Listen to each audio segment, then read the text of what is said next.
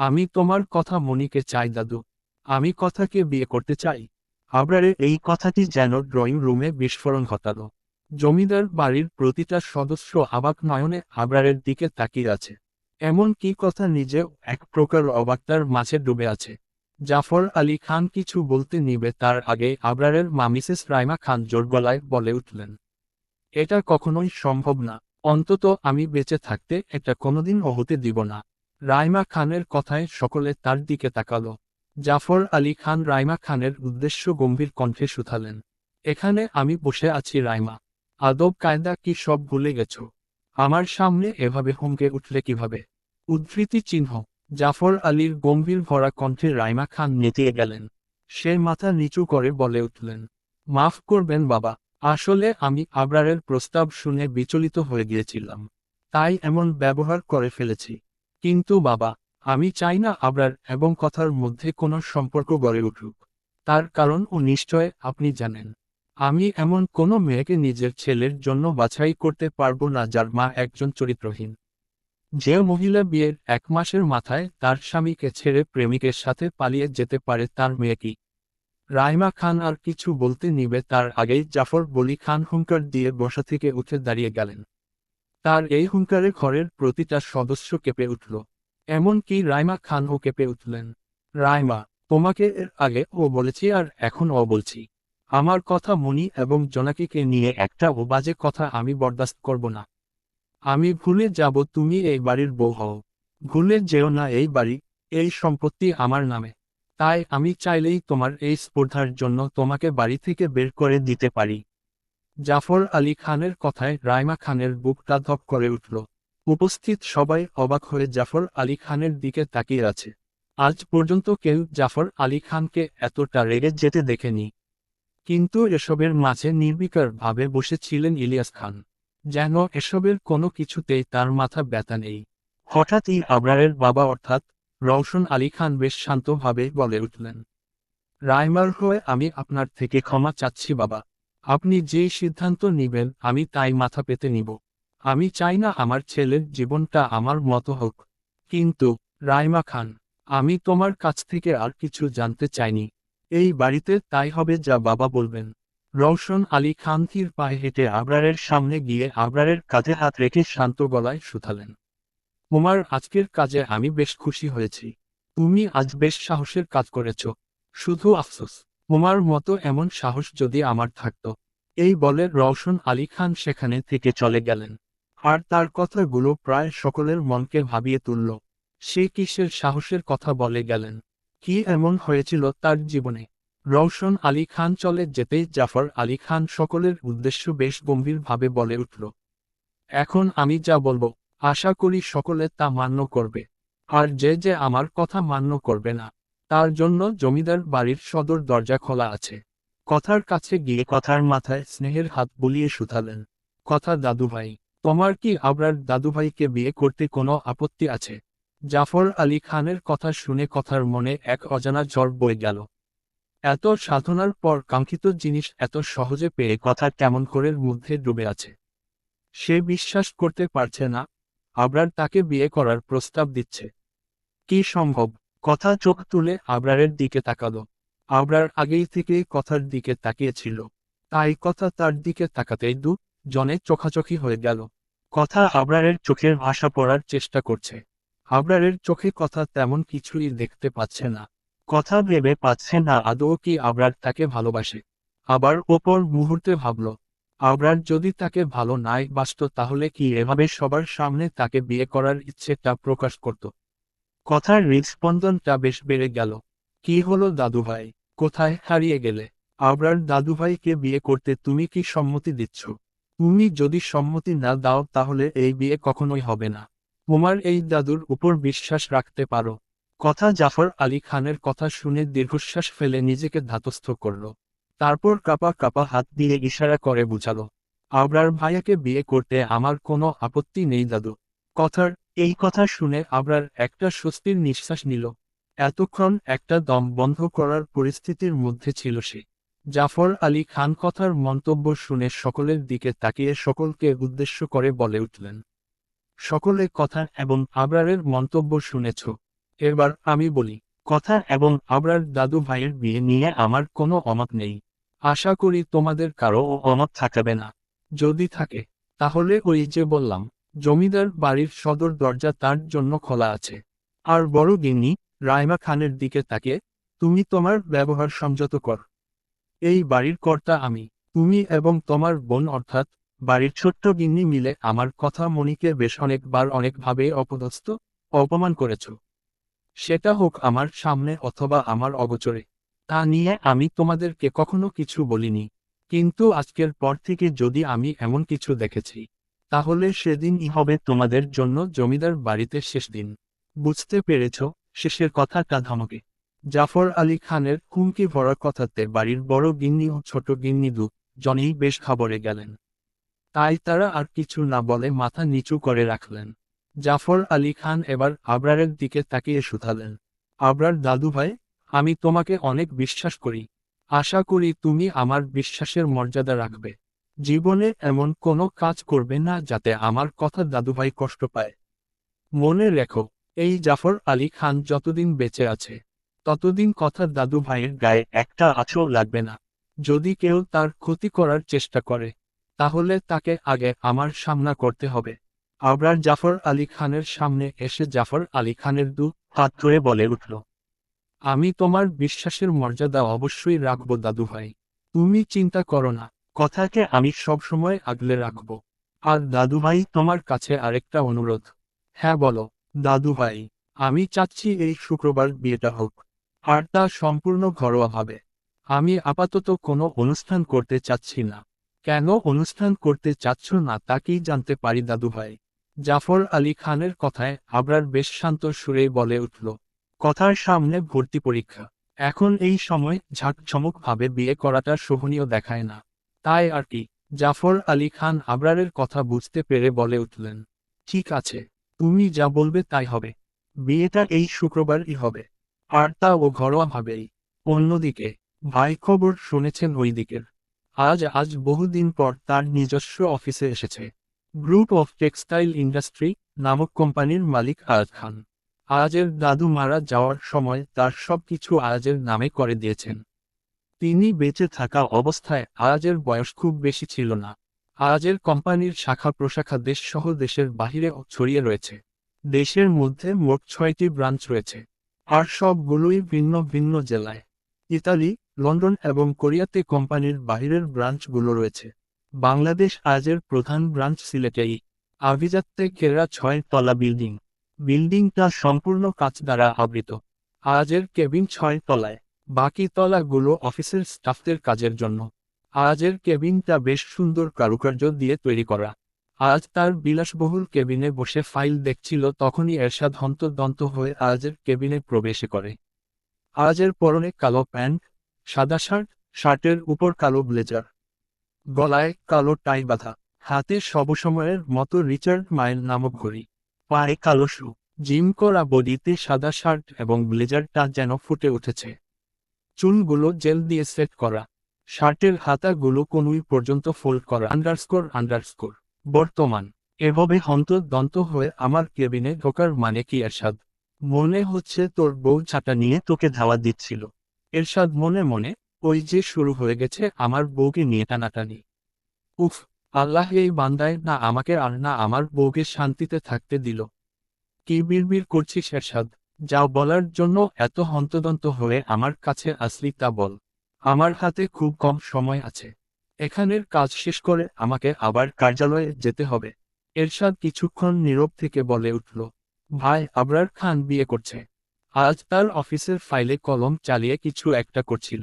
এরশাদের কথা কানে পৌঁছাতেই আজের আঙুলের মাঝে থাকা কলমটা থেমে গেল। আজ চোখ উঠিয়ে এরশাদের দিকে তাকালো। হাতে থাকা ফাইলটা রেখে চেয়ার থেকে উঠে দাঁড়িয়ে তার কেবিনের সম্পূর্ণ কাঁচ দ্বারা তৈরিকৃত জানালার সামনে গিয়ে দাঁড়ালো। এখান দিয়ে আশেপাশের দৃশ্য খুব সুন্দরভাবে দেখা যায়। আজ প্যান্টের পকেট দুহাত গুজে বেশ শান্তভাবে বলে উঠল, কার সাথে বিয়ে হচ্ছে? উদ্ধৃতি চিহ্ন। আজের কথা শুনে এরশাদ ত্রিখড়ি করে বলে উঠল, ভাই, ওই যে ওই দিন আপনাকে বলেছিলাম না যে একটা মেয়ের সাথে আবরারকে বেশি দেখা যায়। মানে ইলিয়াস আলী খানের মেয়ের সাথে। উদ্ধৃতি চিহ্ন। এরশাদের কথা শুনে আয়াজের মুখে বাঁকা হাসি ফুটে উঠল। ও, তার মানে আমার ময়না বউয়ের সাথেই বিয়ে হচ্ছে। এরশাদ আয়াজের এখন কথা শুনে থতমত খেয়ে গেল। সে ঠিকমতো আয়াজের কথাটা হজম করে উঠতে পারল না। ময়না বউ? কার? আয়াজের। কি বলছেন ভাই? আপনার ময়না বউ মানে? ভাই, আপনি বিয়ে করেছেন? কবে করলেন? আর আমাকে না জানিয়েই বিয়ে করে নিলেন। এটা আপনি একদমই ঠিক করেননি ভাই। আমি অনেক কষ্ট পেলাম ভাই। এরশাদ একাধারে কথা শুনে আজ বিরক্তিতে মুখ কুঁচকে এরশাদের দিকে তাকিয়ে ধমকে বলে উঠল। উফ, চুপ করবি এরশাদ। কি ভাঙ্গা রেডিও এর মতো কখন থেকে বেজেই যাচ্ছিস? আমার বিয়ে হবে আর তুই জানবি না এটা কখনো হয়? তাহলে যে বললেন আপনার ময়না বউ? আজ এরশাদের সামনে এসে দাঁড়িয়ে রহস্যময় ভাবে হেসে বলে উঠল। এত কিছু তোর মাথায় ঢুকবে না। তুই শুধু এতটুকু জেনে রাখো যে আবরারের বিয়েটা হচ্ছে না। এখন তুই এখান থেকে যা তো। আমার অনেক কাজ আছে। কিন্তু এরশাদ, আমি যেতে বলেছি তোকে। কিছুটা ধমকের স্বরে আয়াজের কথা শুনে এরশাদ কেবিন থেকে বেরিয়ে যায়। আর এরশাদ কিছুক্ষণ আপন মনে হেসে বলে ওঠে, বিবাহিত মানুষের আবার বিয়ে করবে? What a jokes, what a joke. কিন্তু সমস্যা নেই আবরার, তুই আমার কাজটা আরো সহজ করে দিয়েছিস। তুই কি ভাবিস তোর গোপন খবর আমি জানি না? এই আয়াজ খানকে এতটাই বোকা ভাবিস? হা হা। কিন্তু একটা জিনিস যে তোর বড্ড বড় ভুল হয়ে গেল। তোর স্বার্থের জন্য আমার ময়না বউকে কষ্ট দিবি। এটা মোটেও ঠিক করছিস না। এর ফল যে তোকে ভুগতে হবে। আর তুই কি মনে করিস তুই যে আমার পিছনে লোক লাগিয়েছিস তা কি আমি জানি না? উফ, তোর এই বাচ্চামোর জন্য এতদিন আমার কত নাটক করা লাগলো। কিন্তু যাই হোক না কেন, অভিনয় আমি বেশ ভালোই করতে পারি। বাহ বাহ আজ, তোর এত গুণ তুই রাখিস কোথায়? পর মুহূর্তে কিছু একটা ভেবে, এখন থেকেই তো আমার বিয়ের প্ল্যানিং শুরু করে দিতে হবে। উফ, কত কাজ এখন। এমপি আজ খানের বিয়ে বলে কথা। সকলকে তাক না লাগালে কি হয়? রাত 8টা। জমিদার বাড়ির সকলে একসাথে রাতের খাবার খেতে বসেছে। সকালের ওই সময়ে জাফর আলী খানের কথার পরিপ্রেক্ষিতে কেউ আর কিছু বলেনি। আশ্চর্যজনকভাবে বাড়ির বড় গিন্নি ও ছোট গিন্নি হাসি মুখে সব মেনে নিয়েছে। এই জিনিসটা কথাকে বেশ ভাবাচ্ছিল। কিন্তু নিজের প্রিয় মানুষের সাথে মিলনের এই মুহূর্তে অন্য কিছু মাথায় নেয়নি। জমিদার বাড়ির সকল সদস্য আপন মনে খাবার খাচ্ছিল, ঠিক তখনই জাফর আলী খান নীরবতা ভেঙে আবরারের উদ্দেশ্যে বলা শুরু করল। আবরার দাদুভাই, আজ বুধবার, আর দুদিন পরেই তো বিয়ে। তাই বলছিলাম কালকেই তোমরা বিয়ের শপিংয়ের জন্য যাও। আবরার জাফর আলী খানের কথার পরিপ্রেক্ষিতে কিছু বলতে নিবে তার আগেই আরিয়ান জাফর আলী খানকে জিজ্ঞেস করে, কার বিয়ে হবে দাদুভাই? আমি তো কিছুই জানি না। আরিয়ান আজ সকাল সকাল কিছু কাজের বাহিরে বেরিয়েছিল। সন্ধ্যায় বাসায় এসেছে। তাই সে এখনো কিছু জানে না। ওহ, তুমি তো সারাদিন বাড়িতে ছিলে না আরিয়ান দাদুভাই, তাই জানো না। আবরার আর কথা, দাদুমনির এই শুক্রবার বিয়ে হবে। কথার বড় ভাই হিসেবে তোমার কিন্তু অনেক দায়িত্ব আছে দাদুভাই। বিয়ের আর মাত্র 1 দিন বাকি। এখন অনেক কাজ পড়ে আছে। আরিয়ান কথার বিয়ের কথা শুনে স্তব্ধ হয়ে কথার দিকে তাকিয়ে রইল। জাফর আলী খানের বাকি কথাগুলো আরিয়ানের কানে পৌঁছাচ্ছে না। কথা আভাস পাচ্ছে আরিয়ানের মনে বয়ে যাওয়া জ্বরের। তাই তো সে মাথা নিচু করে বসে আছে। আরিয়ান বুঝে উঠতে পারছে না তার এখন কেমন অনুভব করা উচিত। তার কথা রানী অন্য কারো হবে। অন্য কেউ তার কথা রানীকে ভালোবাসবে। অন্য কেউ তার কথা রানীকে ছুবে। তার কথা রানীর সকল আবদার অন্য কেউ পূরণ করবে। অন্য কেউ তার কথা রানীর মান অভিমান ভাঙাবে। কথা রানী অন্য কারোর জন্য লজ্জায় রাঙ্গে উঠবে। না, আরিয়ান আর কিছু ভাবতে পারছে না। আরিয়ান সকলের উদ্দেশ্যে কোনো মতো বলে উঠে, আমার কিছু কাজ পড়ে গেছে। আসছি আমি। কথাগুলো বলে আরিয়ান আর এক মুহূর্তও সেখানে অবস্থান করল না। এক প্রকার ছুটে সেখানে থেকে চলে গেল। সকলে আরিয়ানের চলে যাওয়া নিয়ে অতটা মাথা ঘামালো না। সকলে ভেবেছে হয়তো কোনো গুরুত্বপূর্ণ কাজ পড়ে গিয়েছে তাই আরিয়ান এভাবে চল গিয়েছে।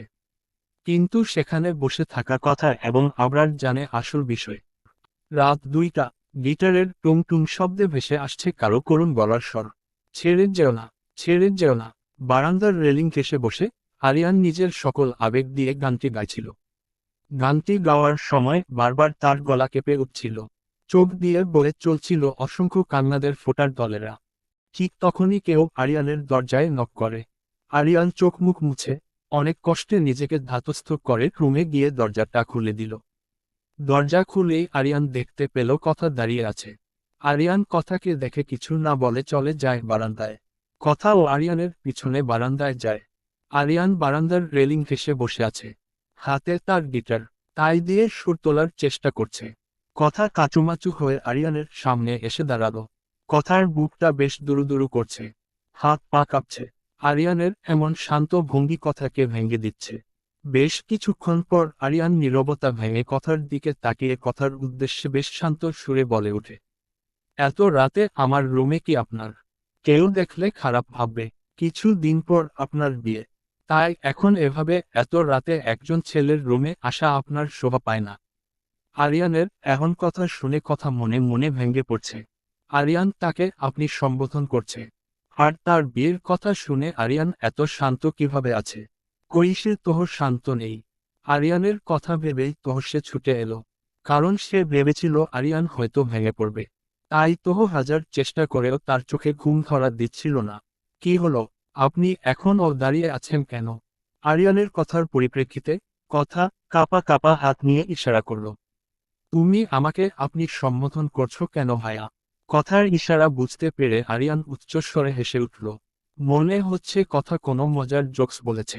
আরিয়ানের এমন হাসি দেখে কথা থতমত খেয়ে যায়। সে বুঝতে পারল না আরিয়ান কেন হাসছে।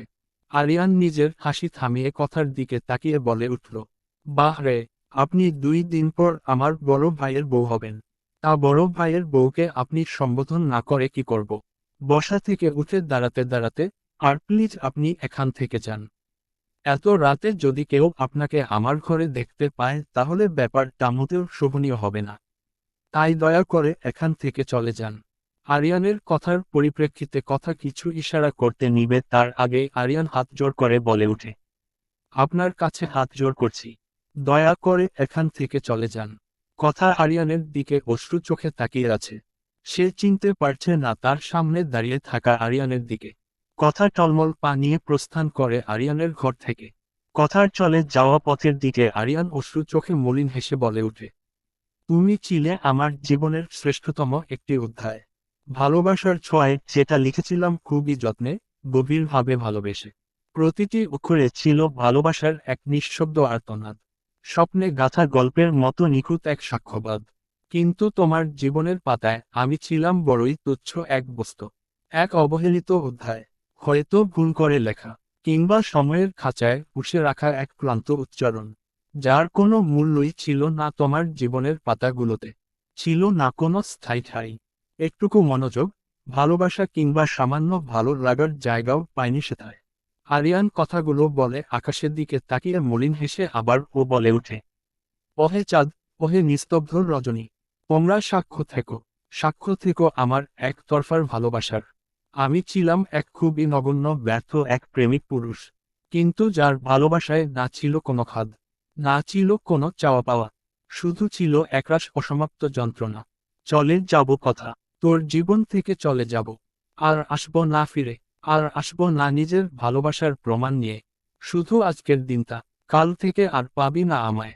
এই পুরো পৃথিবীর সাক্ষী থাকবে আমার একতরফা ভালোবাসার। সাক্ষী থাকবে আমার হ্যাশরুদ্ধ আন্ডারস্কোর আর্তনাদগুলোর। কথা আরিয়ানের রুম থেকে নিজের রুমে এসে দরজা বন্ধ করে দিয়ে দরজাকে সে হাঁটু মুড়ে বসে পড়ল।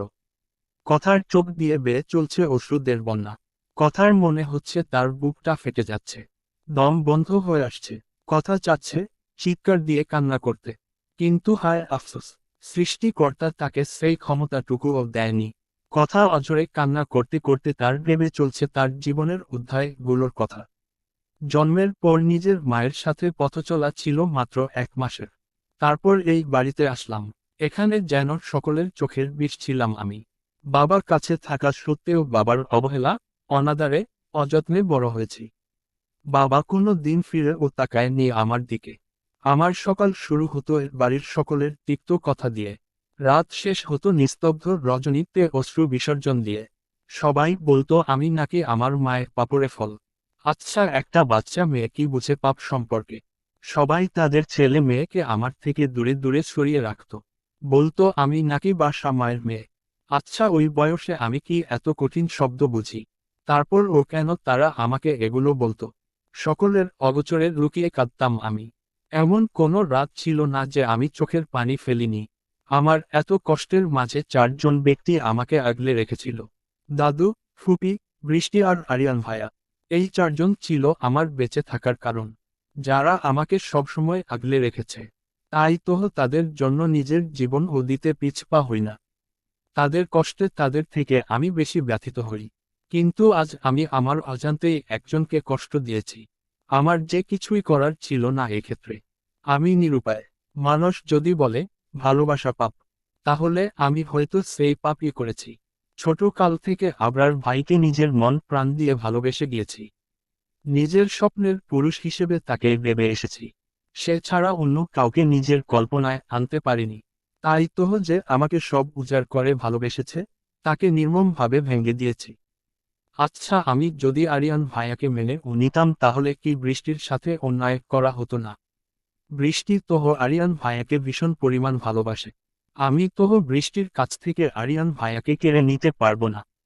না হলে বৃষ্টি তোহ বেঁচে থেকে ও মরে যাবে। আমি জানি বৃষ্টির কাছে আরিয়ান ভাইয়া ঠিক কতটা মূল্যবান। আর আমি এটাও জানি, বৃষ্টি ওর ভালোবাসা দিয়ে আরিয়ান ভাইয়ার মন থেকে আমাকে মুছে ফেলবে। এটা আমার বিশ্বাস। আর আবরার ভাইয়া বিষণ্ণ হাসি দিয়ে, সে তোহ আমাকে শুধুমাত্র ব্যবহার করছে। হা হা, হ্যাঁ, আমি ভালোবাসি আবরার ভাইয়াকে। নিজের থেকে ও বেশি ভালোবাসি।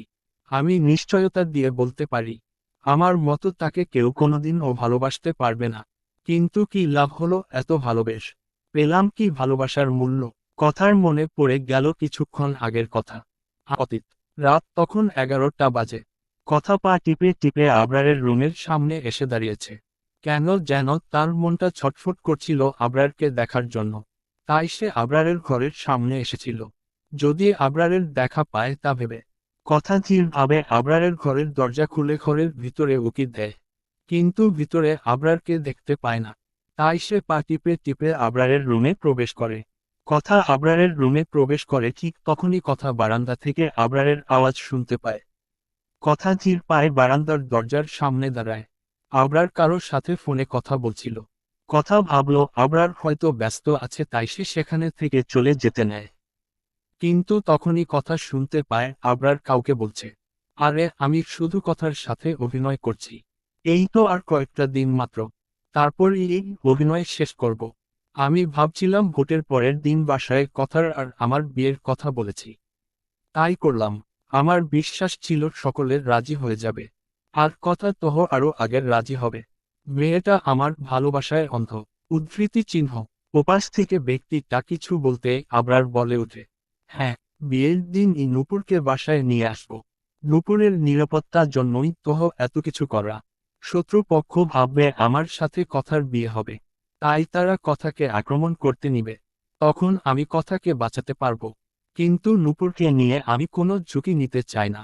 আর কথাকে এগুলো বুঝিয়ে বলল ও নিশ্চয় বুঝবে। কথা এতক্ষণ দাঁড়িয়ে আবরারের বলা কথাগুলো শুনছিল। কথার মনে হচ্ছিল কেউ তার গলা চেপে ধরেছে। তার নিঃশ্বাস নিতে কষ্ট হচ্ছিল।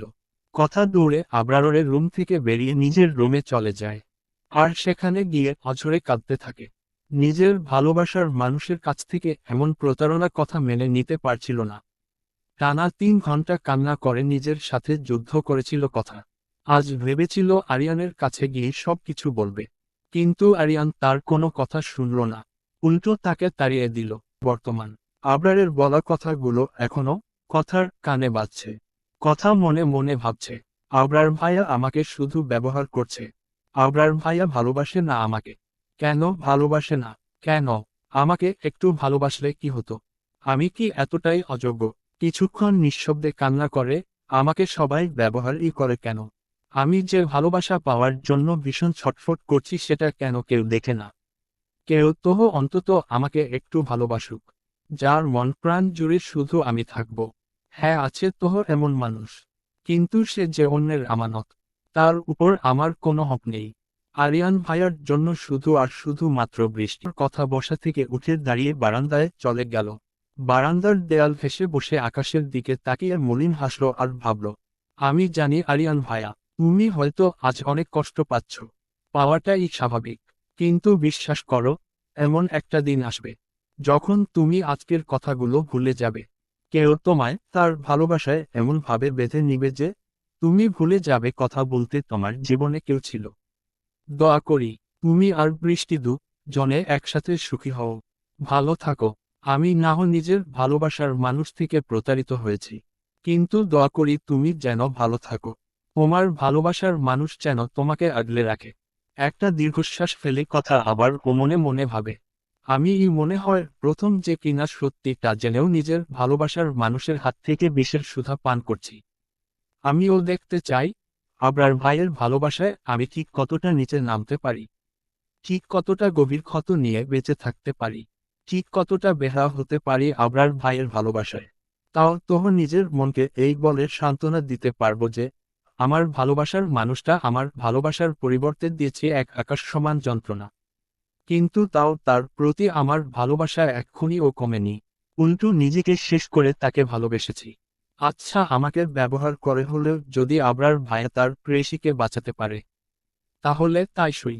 আমি নাহ কারো ভালোবাসা পেলাম না, কিন্তু সে পাক, আমার ভালোবাসা পায় পিষে অন্তত সে ভালো থাকুক। কথার মনে আজ একটা গানের কিছু লাইন মনে পড়ছে। কিয়া কাজ গ্যাবয় মেইনে, কাজ বিয়ে সকাল 11টা। কথা এবং বৃষ্টি কথার বারান্দার সোফায় বসে আছে। কথা দুপা ভাঁজ করে কোলে বালিশ জড়িয়ে চোখ মুখ শক্ত করে বসে আছে। বৃষ্টি তার পাশে বসে কেঁদে যাচ্ছে। বৃষ্টি ভেবেছিল কথা হয়তো তাকে থামাবে, কিন্তু না, কথা কেমন যেন শক্ত হয়ে বসে আছে। মুখটা শুকিয়ে আছে, চোখগুলো অসীম সীমনায় নিক্ষেপ করা। বৃষ্টি নিজের কান্না থামিয়ে কান্না ভেজা গলায় বলে উঠল, কথা, আর কত আমার উপর রাগ করে থাকবি বলতো? বিশ্বাস কর, আসলে তখন যে আমার কি হয়েছিল, যার জন্য আমি বাহিরে পড়াশোনা করার জন্য মরিয়া হয়ে গিয়েছিলাম। আর দুদিন আগেই কানাডার ইউএফটি ভার্সিটি থেকে আমার আবেদন নিশ্চিত করেছে। দুদিন পর আমার ফ্লাইট। দয়া করে আমাকে ক্ষমা করে দে। আমি আমি তোকে জানাতে চেয়েছিলাম, কিন্তু কিছু কারণে জানাইনি। বৃষ্টির কথাগুলো শুনেও কথা নির্বিকার ভাবে বসে আছে। কথার এমন নির্বিকার ভাবে থাকাটা বৃষ্টিকে ভীষণ পীড়া দিচ্ছে। সে তো ভেবেছিলে কথা এবং আরিয়ান দুজনকে পছন্দ করে, তাই তো সে বাহিরে পড়াশোনা করতে যাওয়ার জন্য এতটা উতলা হয়ে পড়েছিল। কারণ সে চাননি কথা এবং আরিয়ানের মাঝে তৃতীয় ব্যক্তি হিসেবে থাকতে। কিন্তু কাল যখন তার মা তাকে বলল কথা ও আবরারের বিয়ে ঠিক হয়েছে, তাও আবার এই শুক্রবার, তখন বৃষ্টি বেশ অবাক হয়েছিল। সে তো জানতো কথা আরিয়ান এবং কথা জনকে ভালোবাসে, কিন্তু এখন যে কথার বিয়ে আবরারের সাথে হচ্ছে। বৃষ্টি আজ সকালে সপরিবার সহ জমিদার বাড়িতে আসে। আর সে এসে কথার কাছে জানতে চায় কেন সে আবরারকে বিয়ে করছে।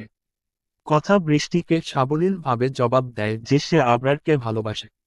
কথার উত্তর জেনে বৃষ্টি আত্মগ্লানিতে ভুগে। আর তখন সে কথাকে তার বাহিরে পড়তে যাওয়ার কথা বলে, যা শুনে কথা স্থির হয়ে যায়। বর্তমান, কথা, আমার কাছ থেকে এভাবে মুখ ফিরিয়ে থাকবি? দয়া করে আমাকে ক্ষমা করে দে। কথা ক্লান্ত চোখে বৃষ্টির দিকে তাকায়। কিছুক্ষণ তাকিয়ে থেকে ইশারা করে, আমি কি অনেক খারাপ বৃষ্টি? বৃষ্টি কথার ইশারা বুঝতে পেরে ত্রিকড়ি করে বলে ওঠে, না না, তুই একটুও খারাপ না। কে বলেছে এইসব কথাবার্তা তোকে? কথা এবার আকাশের দিকে মলিন চোখে তাকিয়ে ইশারা করে, তাহলে তোরা আমার থেকে দূরে চলে যেতে চাস কেন? ওরা, আমি ছাড়া আর কে দূরে যাচ্ছে তোর থেকে? অবাকের সুরে কথা আগের মতোই ইশারা করে, আরিয়ান ভাইয়া। আজ সকালে খাবার সময় আরিয়ান ভাইয়া বলেছে সে কানাডার টরেন্টো শহরের এক হসপিটালে 5 বছরের জন্য ডক্টরি করার সুযোগ পেয়েছে। ভাগ্য ভালো থাকলে হয়তো স্থায়ীভাবে সেখানে থেকে যেতে পারে। আর জানিস, কালকে সকাল 7টায় তার ফ্লাইট। উদ্ধৃতি চিহ্ন। কথার ইশারা বুঝতে পেরে বৃষ্টি বেশ অবাক হয়ে যায়। সে যেন বিশ্বাস করতে পারছিল না আরিয়ান বাহিরে যাবে। কিন্তু পর মুহূর্তেই বৃষ্টি ভাবল, সেও কানাডার টরেন্টো শহরের ভার্সিটিতে চান্স পেয়েছে। তার মানে সে এখন থেকে আরিয়ানের কাছাকাছি থাকতে পারবে। বৃষ্টির ভাবনার মাঝেই কথা আবার ও ইশারা করে, থাক বাদ দে এগুলো। সবার নিজস্ব স্বাধীনতা আছে, নিজের জীবন গুছিয়ে নেওয়ার হক আছে। আমি কে যে আমার জন্য সবাই জীবনে তার নিজস্ব স্বপ্ন পূরণ বিসর্জন দিবে। তোর ইচ্ছে হয়েছে তুই দূরে যাচ্ছিস, আরিয়ানের ভাইয়ার ইচ্ছে হয়েছে সেও দূরে যাচ্ছে। আমি বাধা দেওয়ার কে? এখন এসব ছাড়। আরে কাল তো আমার বিয়ে, বিয়ের শপিং করতে হবে না? চল চল, আবরার ভাইয়া 12টার মধ্যে তৈরি থাকতে বলেছিল। এখন তৈরি হতে হবে, ঘরে চল। কথা ইশারা করেই নিজের চোখের পানি লুকিয়ে তাড়াতাড়ি করে রুমে চলে যায়। আর বৃষ্টি কথার দিকে তাকিয়ে একটা দীর্ঘশ্বাস ছাড়ে। আবরার, কথা, বৃষ্টি, মাহিবা, সাহিল, ইমন, আহান এবং আহানের বউ ইতি এসেছে শপিং মলে কথা এবং আবরারের জন্য বিয়ের শপিং করতে। আহান আরিয়ানকে বলেছিল তাদের সাথে শপিংয়ে আসতে, কিন্তু আরিয়ান কাজের অজুহাত দেখিয়ে আসেনি। মাহিবা, বৃষ্টি এবং ইতি মিলে তাদের জন্য শপিং করছে। আহান, ইমন, সাহিল ম্যান সেকশনে তাদের জন্য শপিং করছে। আর কথা এবং আবরার মিলে কথার জন্য বিয়ের শাড়ি পছন্দ করছে। আন্ডারস্কোর আবরার কথাকে যা দেখায় কথা তাই না করে দেয়। হয়তো বলে তার এই রং পছন্দ না, না হলে বলবে এই শাড়ির কাজ ভালো না, না হলে শাড়িটা আরামদায়ক হবে না। আবরার কথার এমন ব্যবহারের কিছুই বুঝে উঠতে পারছে না। আর আবরার খেয়াল করেছে, কথাকে আজ কেমন অন্য মনস্ক লাগছে। আবরার ভেবে পাচ্ছে না কথার কি হয়েছে। আবরারের ভাবনার মাঝেই কথা আবরারকে ইশারা করে, আমি এই কালো লেহেঙ্গাটা নিব ভাইয়া, এটা ট্রায়াল রুমে গিয়ে পরে দেখে আসি। কথা আবরারকে কিছু বলার সুযোগ না দিয়ে লেহেঙ্গা নিয়ে ট্রায়াল রুমে চলে যায়। আর আবরার কথার চলে যাওয়ার দিকে হতবাক হয়ে তাকিয়ে থাকে। সে ভাবতেও পারেনি কথা এভাবে তাকে ইগনোর করে চলে যাবে। ট্রায়াল রুমে কথা ট্রায়াল রুমের দরজার ছিটকানি দিয়ে দরজা আটকাতে নিয়েছিল, কিন্তু তার দরজার লাগানোর আগেই হুট করে কে যেন ট্রায়াল রুমে ঢুকে দরজা আটকে দেয়। এভাবে কাউকে কথা তার ট্রায়াল রুমে দেখতে থতমত খেয়ে যায়। কিন্তু পরক্ষণেই উক্ত ব্যক্তিটাকে দেখে কথা বেশি রেগে যায়। কারণ তার সামনে দাঁড়িয়ে আছে আয়াজ খান। আয়াজ খান হাসিমুখে তার হাতে করে একটা লাল লেহেঙ্গা নিয়ে দাঁড়িয়ে আছে। আয়াজ খানের পরনে আজ কালো টি শার্ট, কালো প্যান্ট, হাতে কালো রিচার্ড মাইলের ঘড়ি, পায়ে কালো স্নিকার, চুলগুলো খুব সুন্দর করে পরিপাটি করে রাখা। জিম করা ফর্সা শরীরে কালো রংটা যেন বেশ ফুটে উঠেছে আয়াজের শরীরে। আমাকে এভাবে দেখো না, আমার না হওয়া ময়না বউ, আমার লজ্জা লাগে। লাজুক হাসার ভান করে। আয়াজের কথার হুঁশ আসে। সে আয়াজকে দেখে রেগেমেগে ইশারা করে, এই এই আপনি এখানে এই মেয়েদের ট্রায়াল রুমে কি করেন? হ্যাঁ, এমপি হয়েছেন দেখে কি এখন যেখানে সেখানে ঢুকে পড়বেন নাকি? এখনই বের হন এখান থেকে, না হলে আমি কিন্তু চিৎকার করব বলে দিলাম। আজ কথার ইশারা বুঝতে পেরে বেশ উচ্চস্বরে হেসে উঠল। আজের হাসি দেখে মনে হচ্ছে কথা কোনো দারুণ জোকস বলেছে। আজ হাসতে হাসতেই বলে উঠল, সিরিয়াসলি আমার না হওয়া ময়না বউ, তুমি চিৎকার করবে? আচ্ছা করো তো, আমিও দেখি আমার না হওয়া ময়না বউ কতটা জোরে চিৎকার করতে পারে। কথাগুলো বলে আজ আবারও হেসে দিল। আজের কথা শুনে কথার মাথায় টনক নড়ল। ঠিকই তো, সে চিৎকার করবে কিভাবে? যে কথাই বলতে পারে না সে করবে চিৎকার। কিন্তু আজকে এভাবে জিততে দিলে তো হবে না। তাই কথা আজের কথায় পাত্তা না দিয়ে আগের ভঙ্গিতেই ইশারা করে, আপনি বের হবেন এখান থেকে। আজ নিজের হাসি থামিয়ে গাছাড়া ভাবেই বলে উঠে, হ্যাঁ বের হব, কিন্তু তার আগে তুমি এটা পরে দেখো তো এটা তোমার শরীরে হয় কিনা। আজের হাতে থাকা লেহেঙ্গাটা দেখিয়ে কথা আজের কথার পরিপ্রেক্ষিতে ভ্রুকুচকে আজকে ইশারা করে, আপনার আনা লেহেঙ্গা আমি পরব কেন? আরে আমার বিয়েতে তুমি আমার পছন্দ করার জিনিস পরবে না তো কোন মন্টুর পছন্দ করার জিনিস পরবে? আজের কথা শুনে কথা অবাক ও বিরক্তি মিশ্রিত ভঙ্গিতে বলে উঠল, আপনার বিয়ে হচ্ছে কবে? এই তো কালকে। গা ছাড়া ভঙ্গিতে, ও তাহলে আপনার পছন্দের জিনিস আপনার বউকে গিয়ে পরান, আমার কাছে কি? আরে আমি তো আমার বউয়ের কাছে এসেছি। এখন তুমি এত কথা না বলে লেহেঙ্গাটা পরো তো। ওহ সরি, তুমি কথা বলবে কিভাবে? আচ্ছা এত ইশারা না করে এই লেহেঙ্গাটা পরো। কথা এবার বেশ রেগেই ইশারা করল, আজব মানুষ তো আপনি। এই আপনার মাথা ঠিক আছে? কিসব বলছেন এগুলো? আমি আপনার বউ মানে? দেখুন, দয়া করে এখান থেকে চলে যান। আজ কথার ইশারা বুঝতে পেরে এবার তার চোখ মুখ গম্ভীর করে কথার দিকে এগোতে থাকে। আজের এভাবে এগিয়ে আসতে দেখে কথা থতমত খেয়ে যায়। আজ যতই কথার দিকে এগোচ্ছে ততই কথা পিছনে যাচ্ছে। এমন করতে করতে একসময় কথার পিঠ দেয়ালে লেগে যায়। আর তখনই আজ তার দুই হাত দেয়ালে রেখে কথাকে আবদ্ধ করে নেয়। কথা আজের এখন কাণ্ডে চোখ বড় বড় করে তাকিয়ে থাকে। আজ কথার কানে কাছে নিজের মুখ নামিয়ে ধীর আওয়াজে বলে উঠল, আমাকে রাগিও না, আমার না হো ময়না বউ, ভালো মেয়ের মতো লেহেঙ্গাটা পরো, আর তা না হলে আমি আছি তো, আমি না হয় নিজে হাতে তোমাকে পরিয়ে দিব। কথাগুলো বলে আজ কথার দিকে তাকিয়ে চোখ মারল। কথা আজের কথা শুনে রাগে ফুঁসছে। আজ কথার থেকে দূরে সরে দাঁড়িয়ে তার হাতে থাকা লেহেঙ্গাটা কথার হাতে ধরিয়ে দিয়ে বলল, নাও, ঝটপট লেহেঙ্গাটা পরে নাও। যদি ইশারা করে আর ফালতু কথা বলো, তাহলে আই সর, আমি নিজেই তোমাকে এই লেহেঙ্গা পরিয়ে দিব বলে দিলাম। আমি বাহিরে যাচ্ছি, তোমার হাতে মাত্র 5 মিনিট সময় আছে। আন্ডারস্কোর কথাগুলো বলে আজ সেখানে থেকে চলে যায়। কথা আজের চলা যাওয়ার দিকে তাকিয়ে ফুস করে একটা নিঃশ্বাস ছাড়ে। সে পারছে না তার জীবনের হিসেব মিলাতে। কি থেকে কি হচ্ছে কিছুই সে বুঝে উঠতে পারছে না। অন্যদিকে আজ ট্রায়াল রুমের বাহিরে এসে আপন মনেই বলে ওঠে, কি বউ আমার, হ্যাঁ, ভেবেছিলাম আমার ময়না বউ কথা বলতে পারে না, ভালোই হয়েছে। সারা জীবন আমি বলবো আর সে শুনবে। কিন্তু ওমা, সে কথা না বলতে পারলে কি হবে? ইশারাতেই তো সব উসুল করে নেয়। উফ আল্লাহ! উদ্ধৃতি চিহ্ন। ঠিক 5 মিনিট পর কথা ট্রায়াল রুমের দরজা খুলে বাহিরে আসে। আজ এতক্ষণ উল্টো দিকে ঘুরেছিল। দরজা খোলার আওয়াজ পেতেই আজ পিছনে ঘুরে তাকায়। আর পিছনে ঘুরতেই আজ স্থির হয়ে যায়। কথা একটা লাল রঙের লেহেঙ্গা পরেছে। লেহেঙ্গার নিচের পার্টটা অনেক সুন্দর কারুকাজ করে। তার সাথে সাদা পাথর বসানো। লেহেঙ্গার ওড়নায় সাদা পাথর বসানে। সব মিলিয়ে লেহেঙ্গাটা এক কথায় অসাধারণ। কথার ফর্সা শরীরে লেহেঙ্গাটা যেন ফুটে উঠেছে। আজের কাছে কথাকে এক জীবন্ত গোলাপ মনে হচ্ছে।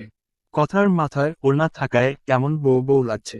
আজ তার বুকের বাপাশে হাত দিয়ে বিড়বিড় করে বলে উঠে, আমার ময়না বউ দেখি বিয়ের আগেই আমাকে মেরে বিধবা উপাধি পেয়ে যাবে। কন্ট্রোল আজ কন্ট্রোল। কথা চোখ মুখ ভার করে আয়াজের সামনে এসে দাঁড়ালো। আয়াজের দুষ্টু হেসে কথার উদ্দেশ্যে বলে উঠলে, এভাবে শাওড়া গাছের পেতনির মতো মুখটা বানিয়ে রেখেছ কেন? তোমাকে দেখে তো আমার হার্ট অ্যাটাক হওয়ার অবস্থা হয়ে গেছে। আয়াজের কথা শুনে কথার রাগী দৃষ্টিতে তাকায়। আয়াজ কথার দিকে তাকিয়ে মুচকি হেসে বলে উঠে, যাক, লেহেঙ্গাটা একদম পারফেক্ট ভাবে তোমার গায়ে মানিয়েছে। বলতে হবে, আমার পছন্দ বরাবরই অনন্য। এখন যাও, লেহেঙ্গাটা খুলে তোমার জামা পরে আসো। কথার রাগে মুখ নিয়ে সেখানে থেকে আবার ওটা রুমে চলে যায়। সেখানে গিয়ে লেহেঙ্গা খুলে নিজের জামা পরিধান করে আসে। কথা বাহিরে এসে লেহেঙ্গাটা আয়াজের হাতে ধরিয়ে দেয় আর সেখানে থেকে চলে যেতে নেয়। ঠিক তখনই আজ কথার হাত ধরে থামিয়ে দেয়। আজ কথার হাত ধরে টেনে তার সামনে নিয়ে আসলো। কথা মাথা নিচু করে দাঁড়িয়ে আছে। আজ কথাকে দেখে মুচকি হেসে কথার দিকে কিছুটা ঝুঁকল। আজের উচ্চতা 6 ফিট, আর কথার 5 ফিট। আজের সামনে কথা নিতান্তই একটা বাচ্চা। তাই তো কথার সাথে কথোপকথন করার জন্য আজের ঝুঁকেতে হয়। আজ কথার দিকে সামান্য ঝুঁকে ধীর আওয়াজে বলে ওঠে, সবসময় নিজের আত্মসম্মানটা বজায় রাখার চেষ্টা করো। সকলের কাছে নিজেকে দুর্বল প্রকাশ করলে সবাই তোমাকে তুচ্ছ ভেবে ছুঁড়ে ফেলবে। যেটা অন্যায়, সেটাকে অন্যায় বলা শিখো। আর হ্যাঁ, তোমার ওই না হওয়া জামাই মানে মিস্টার আবরার ফাজ খানের থেকে দূরত্ব বজায় রেখে চলাচল করবে। ভবিষ্যতে যদি আমার চোখে পড়েছে তোমরা দুজন দুজনের সাথে টিকটিকির মতো চিপকে আছো, তাহলে মনে রেখো, আজ খান ভালোর ভালো আর খারাপের খারাপ। কথাগুলো বলে আজ সেখানে থেকে চলে যায়। আর কথা আজের কথার অর্থগুলো বোঝার চেষ্টা করে। শুক্রবার, আবরার ও কথার বিয়ের দিন। সকাল থেকেই জমিদার বাড়ির প্রত্যেক সদস্য বেশ ব্যস্ত সময় কার করছে। জমিদার বাড়ির 2 ছেলে মেয়ের বিয়ে বলে কথা। হোক না বিয়েটা ঘরোয়া ভাব, তবুও বিয়েতে কোনো কমতি থাকা একদমই উচিত নয়। কথা নিজের রুমের ড্রেসিং টেবিলের সামনে বসে আছে। পার্লারের মেয়েরা কথাকে সাজিয়ে দিচ্ছি। কথার পরনে সেই কালো লেহেঙ্গা। আচ্ছা, বিয়েতে কেউ কালো পরে, কিন্তু কথা পড়েছে এই কালো রঙের মতোই কথার জীবনটা অন্ধকারে পরিপূর্ণ। তাই তো সে কালো লেহেঙ্গা বেছে নিয়েছে। কথা আয়ানোর দিকে তাকিয়ে ভেবে চলছে সকালের কথা। আরিয়ান আজ সকাল 7টার ফ্লাইটে কানাডার উদ্দেশ্যে চলে গিয়েছে। সবাই কত বারণ করলো অন্তত আজকের দিনটা থেকে যেতে, এমনকি রাইমা খান অর্থাৎ আরিয়ানের মা, তিনি কেঁদে কেটে বুক ভাসিয়ে দিলেন। তবুও আরিয়ানের মন বলেনি। আরিয়ান নিজের সিদ্ধান্তে অটল। কথা এসব দূর থেকে দেখছিল। আরিয়ান বিদায়ের সময় কথার দিকে ফিরেও তাকালো না। কথা তা দেখে মলিন হাসল। সে জানে তার আরিয়ান ভাইয়া তার উপর ভীষণ রেগে আছে, কিন্তু সে যা করছে সব আরিয়ানের ভালোর জন্যই করছে। পার্লারের মেয়ের ডাকে কথা বর্তমানে ফিরে আসে। আপু, দেখে আপনাকে কতটা সুন্দর লাগছে। আজ পর্যন্ত কত কনেকে সাজালাম, কাউকে আপনার মতো এতটা সুন্দর লাগেনি, বিশ্বাস করুন। আপনার চেহারায় আলাদাই একটা মায়া আছে। হ্যাঁ, ঠিক বলেছিস। মাশাল্লাহ, আপনার উপর যেন কারোর নজর না লাগে আপু। অন্য একটা মেয়ে। কথার পরনে কালো সুনিপুণ কারুকার্য করা কালো লেহেঙ্গা। লেহেঙ্গায় ছোট ছোট সাদা পাথর বসানো, যার ফলে লেহেঙ্গাটা বেশ চিকচিক করছে।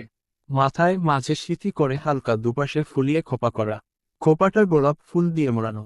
গলায় ডায়মন্ডের নেকলেস, যা একটি পরপর ঝিলিক দিয়ে উঠছে। কানে নেকলেসের সাথে ম্যাচ করা ইয়ারিং। মুখে বিয়ের ভারী সাজ, 2 হাতে কালো কাচের চুড়ি। সব মিলিয়ে কথা পরীর থেকে কম লাগছে না। কথা মেয়েগুলোর কথা শুনে মৃদু হাসে। এত সুন্দর রূপ দিয়ে কি করবে সে, যে রূপে নিজের ভালোবাসার মানুষকেই বাঁধতে পারল না। কথার ভাবনার মাঝেই সেখানে ইতি এবং বৃষ্টি এসে হাজির হয়। মাশাল্লাহ মাশাল্লাহ, আমার ননদিনী উপস্বরী, মানে আমার বড় যাকে কত সুন্দর লাগছে গো। আজ কহ আবরার ভাই কথাকে দেখেই বেহুশ হয়ে যাবে, কি বলো বৃষ্টি? উদ্ধৃতি চিহ্ন। ঠিক বলেছ ভাবি। কথা, তোকে আজ যা লাগছে না, দেখিস আবরার ভাই না যেন হার্ট অ্যাটাক করে না বসে। বৃষ্টি এবং ইতির কথা শুনে কথা মলিন হাসে, কারণ সে তো জানে আবরার তার মোহে কোনোদিনও আটকাবে না। কারণ আবরার যে অন্য করো কথা আজ কি ঘটবে তা ভেবেই দীর্ঘশ্বাস ছাড়ল। আসমা আলী খান কথার রুমে এসে তারা দিতে থাকলেন কথাকে নিয়ে নিচে যাওয়ার জন্য। কাজী সাহেব এসে পড়েছে। বৃষ্টি, ইতি কথাকে ধরে নিয়ে নিচের দিকে অগ্রসর হলো। কথা যতই কদম এগোচ্ছে, ততই তার বুকটা কেঁপে উঠছে। এই তো আর কিছুক্ষণ, এরপরই তোহ তার বিয়ে ভেঙে যাবে। তার ভালোবাসার মানুষ অন্য কারো হয়ে যাবে। আচ্ছা, এগুলো কথা সহ্য করতে পারবে তোহ? কথাকে উপর উপর যতটাই শক্ত দেখাচ্ছে, সে ততটাই ভিতর দিয়ে ভেঙে পড়েছে।